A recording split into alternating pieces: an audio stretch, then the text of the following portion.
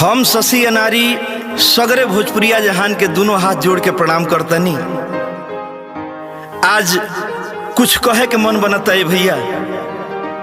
आज हमनी के भाषा जौना दौर से गुजर रहल बिया, एक ही बात कहब कि घर बनावे में बरिसों लाग जाला, बिगाड़े में 1 सेकेंड भी ढेर होला। भोजपुरी के माई के दर्जा दी सब है, अश्लील गीत मत गाई जा, अपना भाषा के गरिमा के बरकरार रखी जा, अतने गुजारिश करब। जय भोजपुरी, जय भोजपुरिया।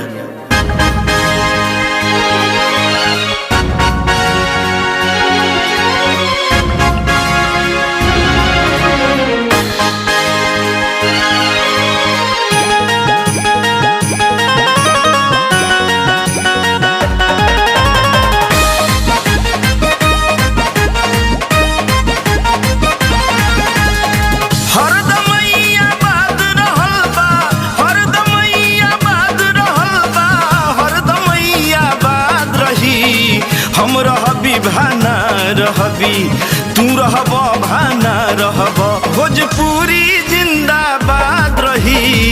हम रहबी भाना रहबी, भोजपुरी जिंदाबाद रही। हम रहबी भाना रहबी।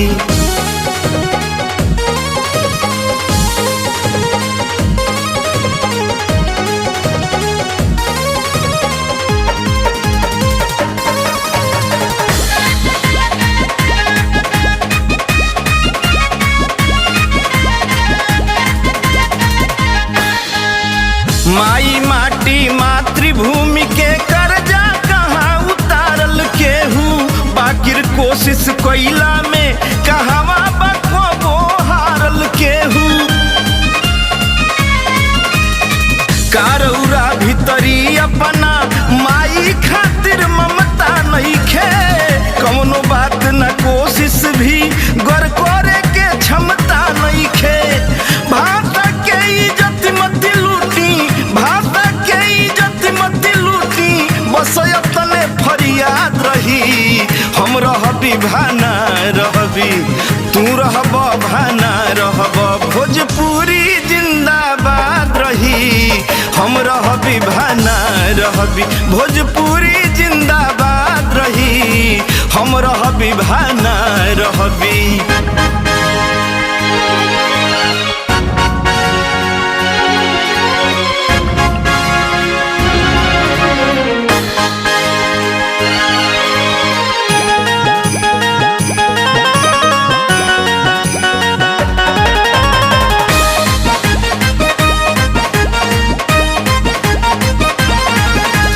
दागदार दामन कोइले जब अपने जामल बेटा बा, नइखे फरक दुनिया में भले लाखों पर चहेता बा।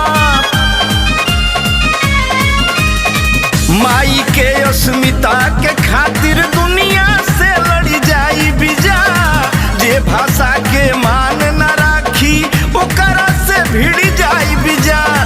जे बकरत कलंकित वो कर, जे बकरत कलंकित वो कर, हरदम मुर्दाबाद रही।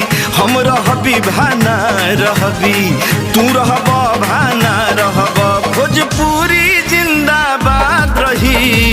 हम रहबी भाना रहबी, भोजपुरी जिंदाबाद रही। हम रहबी भाना रहबी।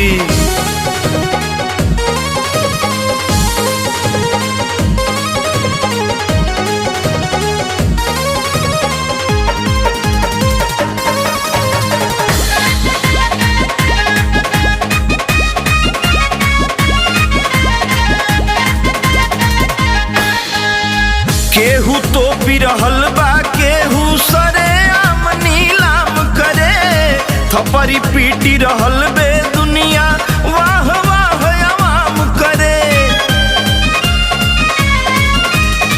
पीटी रहल बा छाती केहू, हालत पर शर्मिंदा बा। स्वाभिमान सभ्यता के रक्षक पंकज वही जिंदा बा। भोजपुरियन के रहत अनारी, भोजपुरियन के रहत अनारी, कबो नहीं बर्बाद रही। हम हम रहबी भाना रहबी, तू रहब भाना रहब। भोजपुरी जिंदाबाद रही, हम रहबी भाना रहबी। भोजपुरी जिंदाबाद रही, हम रहबी भाना रहबी।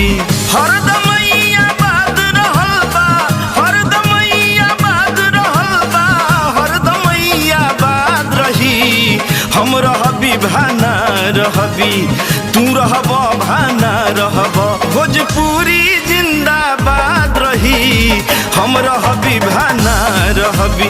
भोजपुरी जिंदाबाद रही, हम रहबी भाना रहबी।